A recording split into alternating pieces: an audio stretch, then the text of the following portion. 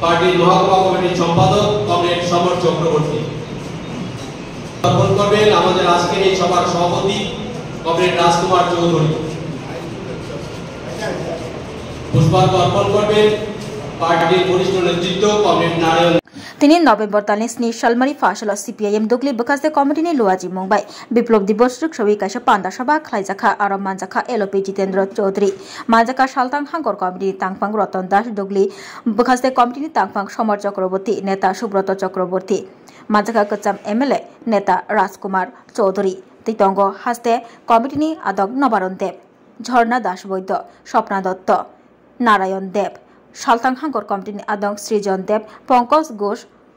विपद बंधु ऋषि दास खबई कुबनी चित्रदा आदम रक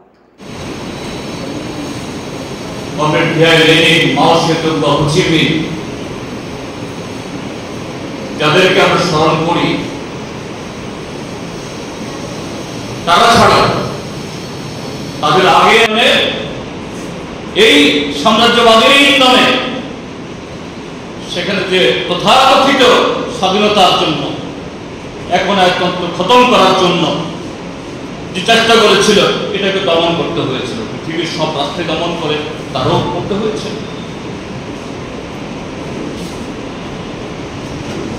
এবং আমি জাস্ট যে আজকে এই যখন এখানে আসলাম কদিন আগে জানেন আমাদের একটা টিম আমাদের পার্টির একটা টিম আমরা গেছিলাম চীনে প্রায় 12 বছর বাদে নেহরুই তো সমাজতন্ত্র করছে এবং আমাদের সংবিধানের মধ্যে একটা সময় একটা সমাজতন্ত্র ধর্মনিরপেক্ষতায় সব শব্দ ঢুকেছে এটাও ঠিক। যাই হোক সেই গ্লাসনস্ট প্যারাস্ট্রোইকার পর সোভিয়েতের পতন ঘটে স্বাভাবিক পুঁজিবাদী দুনিয়াতে উল্লাস হবে সাম্রাজ্যবাদী তার মূল পান্ডা আমেরিকা আরো সোচ্চার হবে আর তাদের যারা গুণগান গায় বর্তমান সময়ে তাদের নাম হলো গদি মিডিয়া NDTV স্টার আনন্দ ইত্যাদি ইত্যাদি যেভাবে প্রতিনিয়ত প্রতিদিন মোদিকে একটা সময় শুধু নন বায়োলজিক্যাল না মোদিও নিজেকে মনে করতে শুরু করেছে তার বোধ হয় অন্য 10 জনের মতো মার ঘরে জন্মগ্রহণ করছে সে থেকে জেনে এসছে সেই জিডিপি মারার মধ্য দিয়ে ওই শ্রমিক পরিবার ওই দিনমজুর তার কি এসে যায় ভারতবর্ষের আজকে চেহারা তৈরি এই জিডিপি তার 70% কার আম্বানি আদানি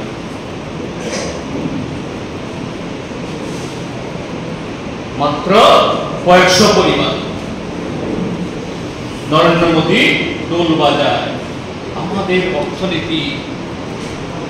আমরা জাপানকে ছাড়িয়ে আমরা এগিয়ে গেছি আমরা পঞ্চম বা ষষ্ঠে ছিলাম এখন চতুর্থ অর্থনীতি হ্যাঁ ঠিক কিন্তু এই অর্থনীতি চতুর্থ হয়েছে এতে অল্প কিছু পরিবার হাতে সমস্ত সম্পদ আর লাখো লাখো কোটি কোটি পরিবার এদের নুন কিনতে গিয়ে পান্তা ফোরা এটা শুধু ভারতের চেহারা না আজকে গোটা পৃথিবীর চেহারা এসে ফুকোয়া বলছিল এবং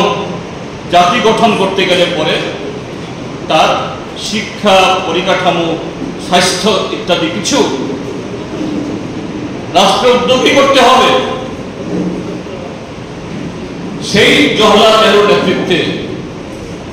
একদিক থেকে প্ল্যানিং কমিশন যোজনা পর্ষদ এই যোজনা পর্ষদে রাজ্যগুলোর বক্তব্য রাখার অধিকার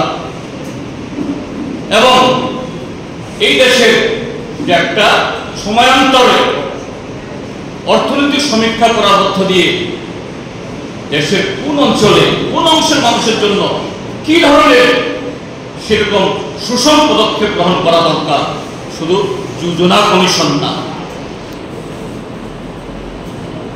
tribal sub plan, SC sub plan, minority sub plan,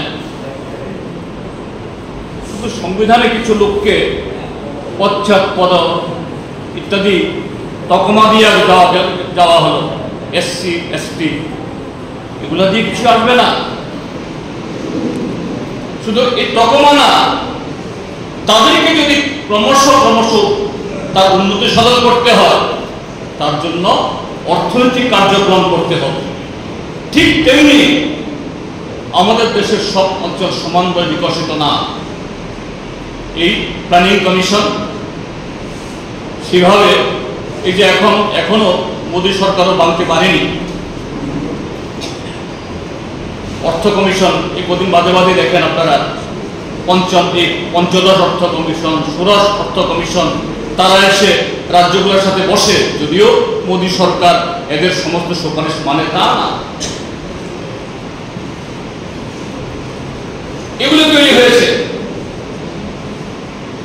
এগুলো আমাদের দেশের একচেটিয়া পুঁজি। তারা দেশের সমস্ত সম্পদ এবং শ্রমিকদের শ্রম, কৃষকদের উৎপাদন, তার উপর দখলদারির ক্ষেত্রে এগুলি বাধা ছিল। 1991 পর,